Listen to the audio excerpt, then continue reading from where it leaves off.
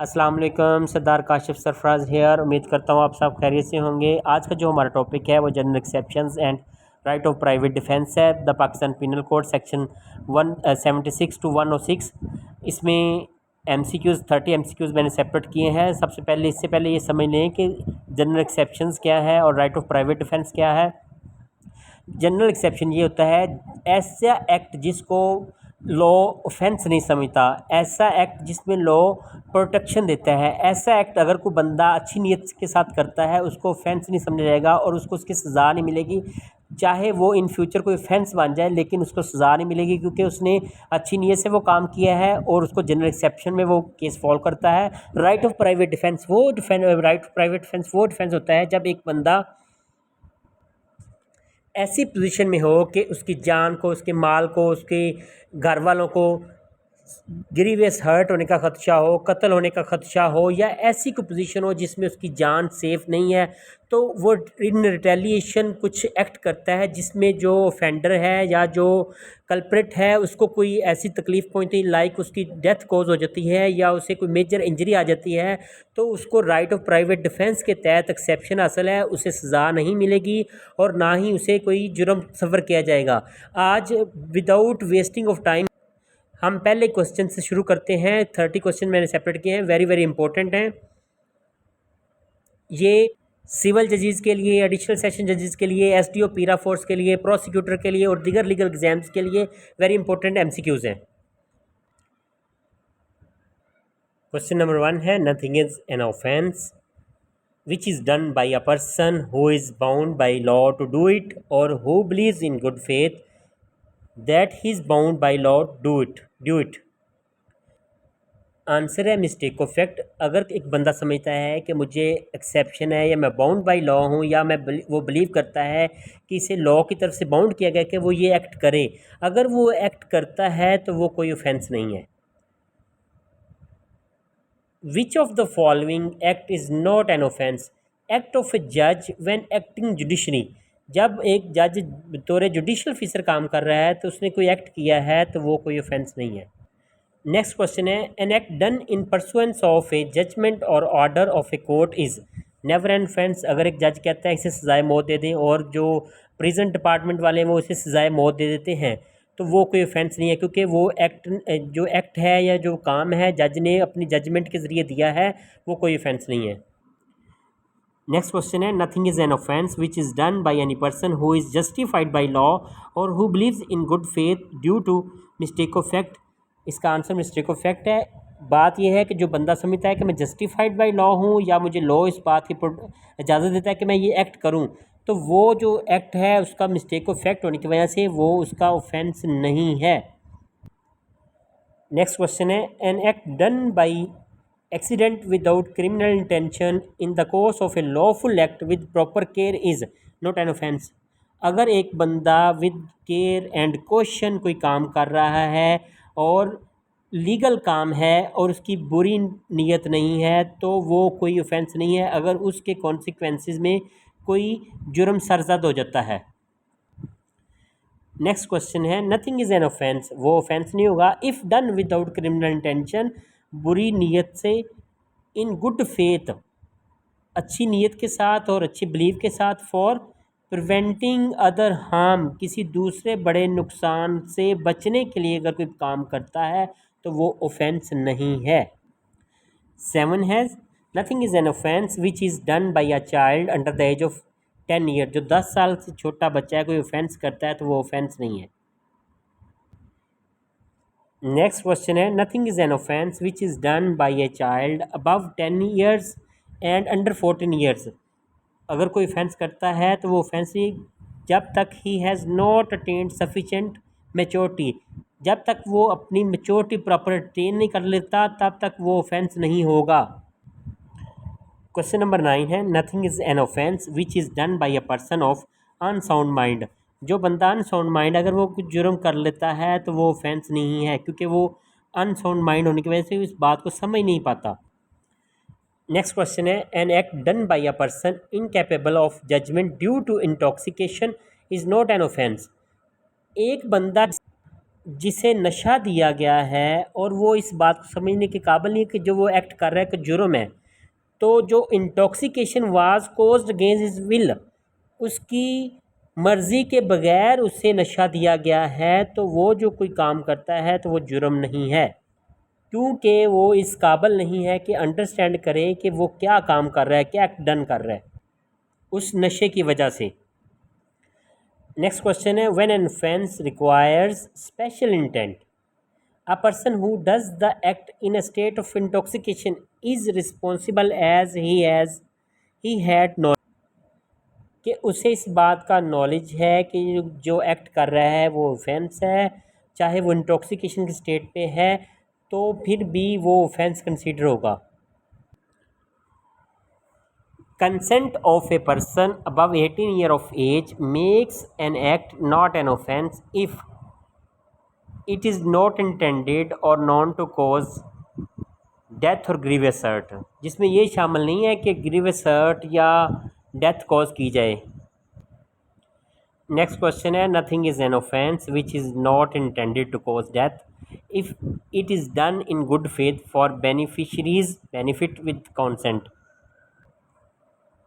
वो ऑफेंस नहीं है जिसमें ये नियत ना हो कि किसी की डेथ कॉज करनी है, लेकिन ऐसा एक्ट करना जिससे बेनिफिशरी के को बेनिफिट हो, जिसने कंसेंट दी है।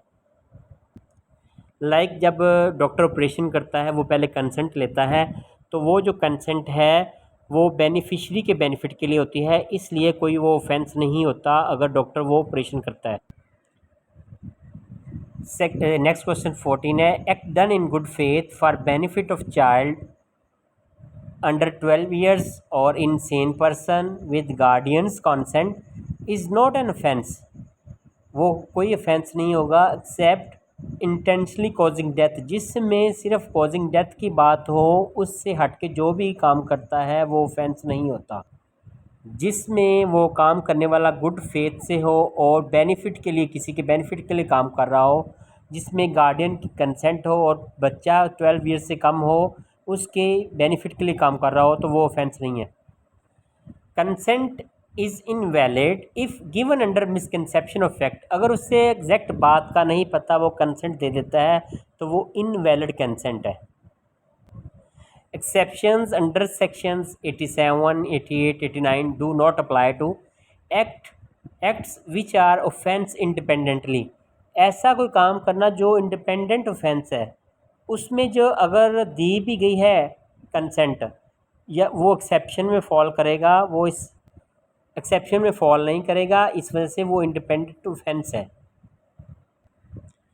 नेक्स्ट क्वेश्चन है, an act done in good faith for persons benefit without consent is not an offence when consent can not be obtained, अगर एमरजेंसी में मरीज़ आता है एक्सीडेंट के बाद और उसकी पोजीशन ऐसी होती है कि अगर इसका ऑपरेट अर्जेंटली ना किया गया तो वो मर भी सकता है, तो इस पोजीशन में डॉक्टर विदाउट कंसेंट उस बंदे के ऑपरेशन कर देता है उसका, तो उसने कोई ऑफेंस नहीं किया और इसमें ज़रूरी नहीं है कि वो कंसेंट ले, क्योंकि ये बेनिफिट उसी बंदे का जिसका एक्सीडेंट हुआ है। नेक्स्ट क्वेश्चन है, no communication made in good faith is an offence if it is made for benefit of the person, nothing is an offence if done under compulsion of threats causing fear of instant death, अगर कोई आप threat है आपके ऊपर, आपको death का खदशा है, तो आप कोई ऑफेंस करते हैं तो वो ऑफेंस नहीं है, क्योंकि आप अंडर कंपल्शन वो काम कर रहे हैं। Nothing is an offence if harm caused is slight, थोड़ा नुकसान करके बड़े नुकसान से बचना। नेक्स्ट क्वेश्चन है, nothing is an offence which is done in exercise of right of private defence. Next question है, right of private defence extends to defence of body and property, ये इंसान की बॉडी और प्रॉपर्टी दोनों के against जब offence commit हो रहा होता है तो उन्हें राइट ऑफ प्राइवेट डिफेंस हासिल है।